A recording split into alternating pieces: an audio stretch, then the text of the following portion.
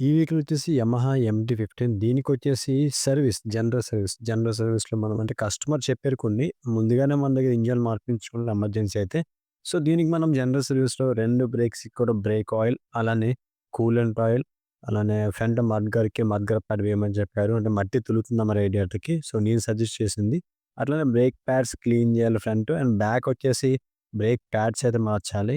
And back break oil కూడా కంప్లీట్‌గా లేదు. సో, స్టెప్ బై స్టెప్ ఎలా చేయాలి? ఏం చేయాలి? మొత్తం అంతా కూడా స్టెప్ బై స్టెప్ చెప్తాను. వీడియో అయితే సేవ్ చేసుకొని మన ఛానెల్‌ని గనుక ఫాలో చేయకపోతే ఫాలో కొట్టేయండి.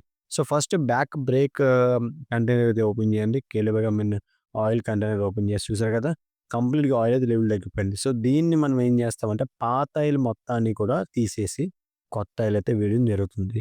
సో, ఎప్పుడు కూడా లోవర్ కింద వరకు రాకూడదు. ఖచ్చితంగా అప్పర్ అంటే ఫుల్‌గా ఉంటేనే మనకి బ్రేక్ అనేది ఏమాత్రం ఎయిర్ లాక్స్ గట్రా ఏం లేకుండా ఉంటుందన్నమాట.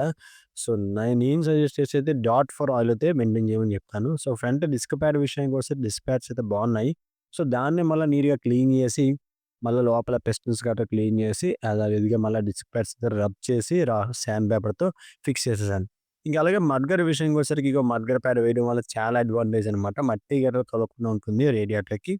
అండ్ ఫ్రంట్ క్యాలిబర్‌లో అంటే ఎంసీ కిట్‌లో ఉన్న మొత్తం ఆయిల్ మొత్తాన్ని కూడా పాత ఆయిల్ మొత్తాన్ని కూడా తీసేసి, ఏమాత్రం లేకుండా మొత్తం అంతా కూడా తీసేసి, కొత్త ఆయిల్ అయితే మళ్ళా వేయడం జరిగింది. సో, ఇంక ఫైనల్‌గా ఏముందండి, బ్యాక్ డిస్క్ ప్యాడ్స్ అనేవి చెక్ చేయలేదు. End of the day customer delivery ఇచ్చేటప్పుడు చూస్తే కొద్దిగా ప్యాడ్స్ అరిగిపోయి, మళ్ళా చెప్తే వేసేయమన్నాడు తమ్ముడు. ఇంక చేసేదేముంది, జాగ్రత్తగా మొత్తం అంతా కూడా తీసేసి, పాత ప్యాడ్స్ తీసేసి, కొత్త ప్యాడ్స్ అయితే వేయడం జరిగింది. సో, ఫ్రెండ్స్ మరొక కొత్త షార్ట్ వీడియో మీ ముందున్నాను. మన ఛానల్ గనుక కొత్తగా సబ్స్క్రైబ్ చేసుకోండి. అలానే మన ఇన్‌స్టా అకౌంట్ గనుక ఫాలో చేయకపోతే ఫాలో చేసేయండి ఫ్రెండ్స్. అండ్ లాస్ట్‌గా చైన్ ఒకటి లూజ్ ఉంటే అది కూడా టైట్ చేయడం జరిగిద్ది.